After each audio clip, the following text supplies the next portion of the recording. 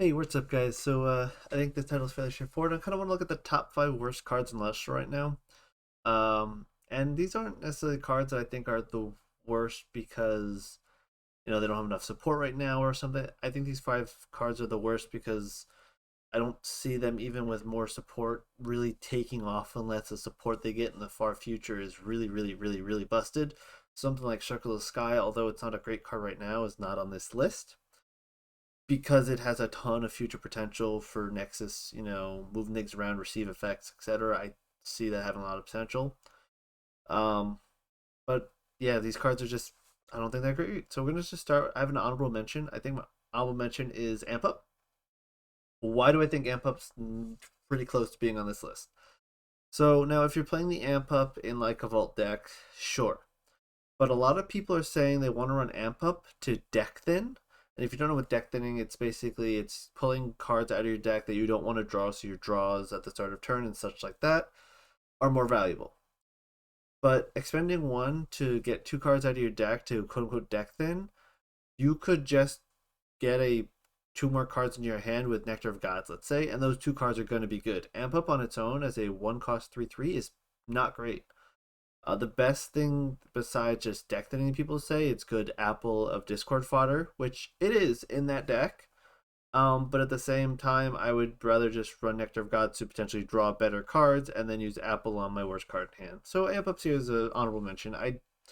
It's not it's not the worst card, but I think the reasons that people are playing it aren't for what it's going to be good for. It's not deck thinning. It's not going to be great at, and it's fodder occasionally.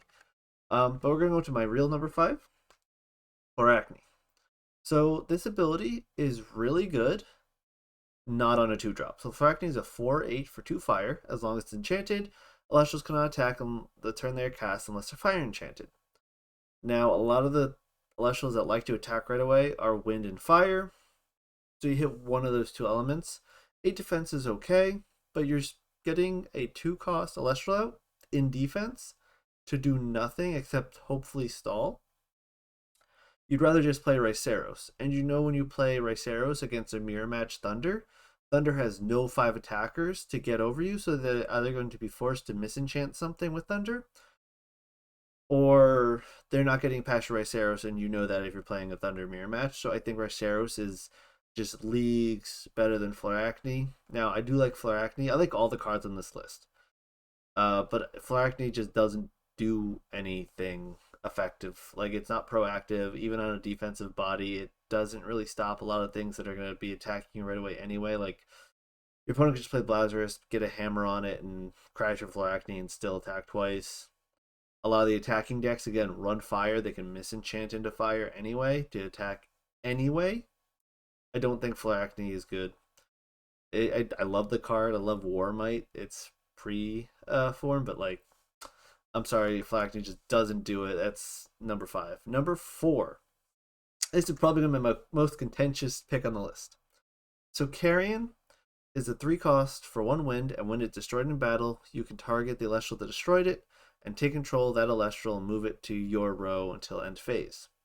Now, the best thing that the community has come up with this card doing is you attack into their Blazarus, forcing you to take a damage, but you can steal their Blazarus for a turn, and you attack them twice with their own Blazarus, and you play Out of the Stars to take Spirit off their Blazarus you stole, put it on something else on your board, destroying the Blazarus in the process, and bam, that's the magical Christmas land. What this card's generally going to do for you in most circumstances is maybe crash into something, take something, and then attack something and maybe kill one of them. That's okay, I guess, but any other form of removal would be doing that more efficiently and without waiting for combat. You can boom bat something into play. You can just earthquake and you don't lose your cast for turn. I don't think Carrion is as great as a card as people play it. Now, if you've run every removal card in your deck already, and you want to run one Carrion in your win deck, I would say okay. I see you run Carrion for the off chance that you can go 2 for 1 with it. If they have 2 swallows in play or something, but most of the time this Carrion is gonna do almost nothing for you or it's going to be a very situational removal, and situation removal that isn't going to consistently situationally remove 2 for 1 or situationally do a lot of work for you. I don't think it's good. The only time this card might see play is a one of in a win toolbox. And even then, I don't think you bring this card consistently in a win toolbox because it's so inconsistent, because it's relying on what your opponent's playing. And I would just rather run almost any other removal over this card. My number 3 worst card, number 3, Cracking. I love Cracking. It's such a fun card, but it's so bad. It's a 2-cost water, 5/6. That when it gets cast, you target 2 of your opponent's unoccupied Elestral slots, and they can't be used for as long as Cracking's enchanted. So its stats, straight up, are terrible. It's, I think, probably the second worst stat line for a 2-drop besides Zephyrog, but at least Zephyrog doesn't need to attack to do damage. It just goes straight at your Spirit deck and has upside. This card says, it's a 5/6. A bunch of 1-drops have 5 attack. And there's even a 1-drop with 6 defense, so it's not even unique there. 6 defense dies to any other 2-drops. This card doesn't do much. Like, even if you're using it for the effect to hold up 2 spots in your opponent's board, most decks don't care about slots 3 and 4. A lot of decks are just only going to have 1 or 2 things out at a time. The only thing that stops is maybe Ignectar and Viserys.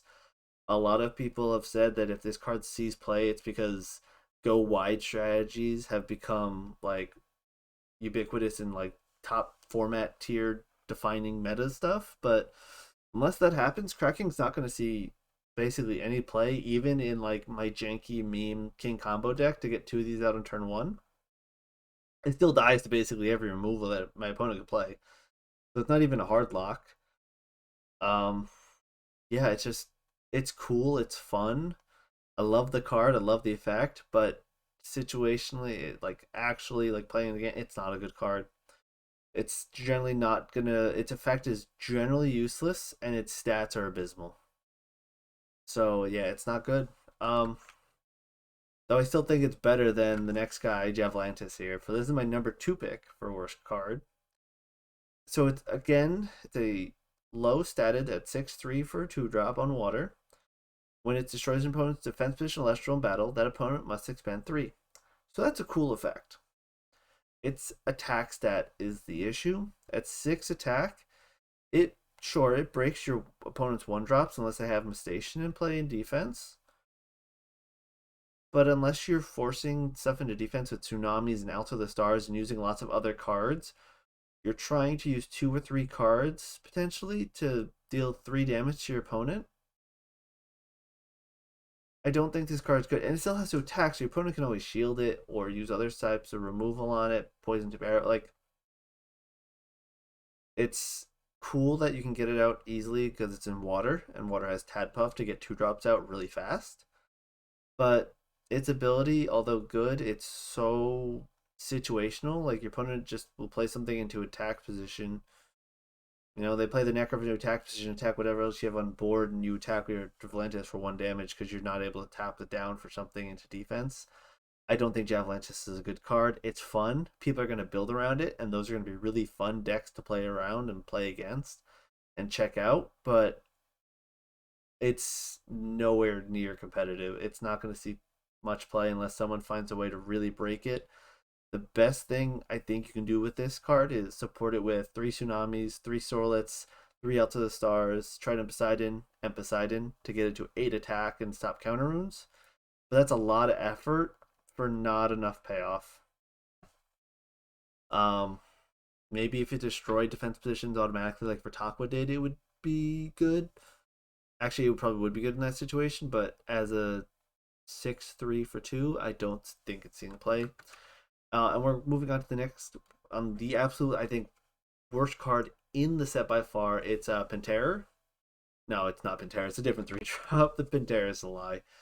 Majorca.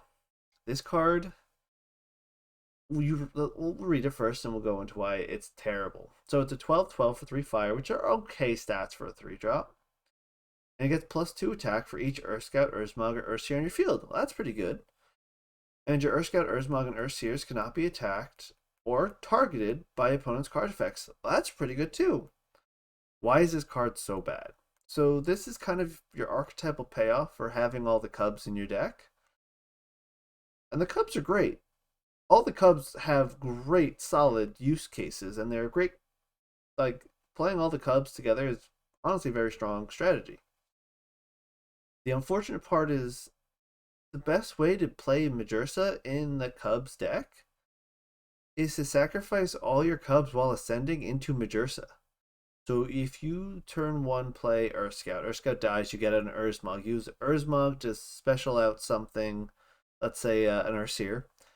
And then to ascend in Majorca, you'll have to now take spirits off of both of them, sending them both to the underworld to ascend into Majorca.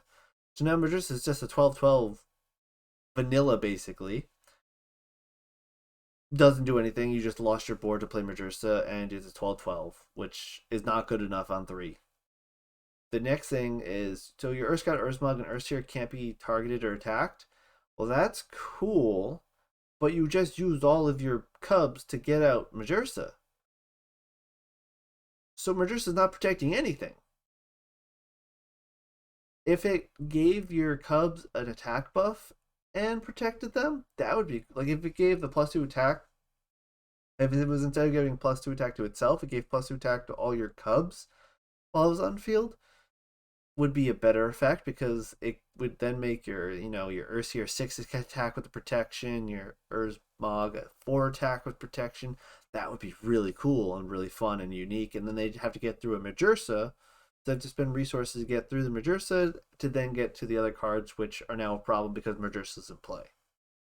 It's not quite the theme of the card being a mama bear protecting its cubs, but unless this did something to really, we need cards that would get Majorca out easier. Like if there's a card that, let's say, future Invoke Rune is 2 fire. If you have Urzmog, Earth Scout, and Ursir into play, special cast a Majorca from your deck or hand. Majorca would see play then, and it might be good enough then, because then you would have an 18 attacker and a bunch of Cubs on board. That would be cool. But unless we get something crazy that special casts a Majorca out, Majorca is just bad because it's a payoff card that gets rid of all the cards that it's using for the payoff. Unfortunately. I like the theme of the card.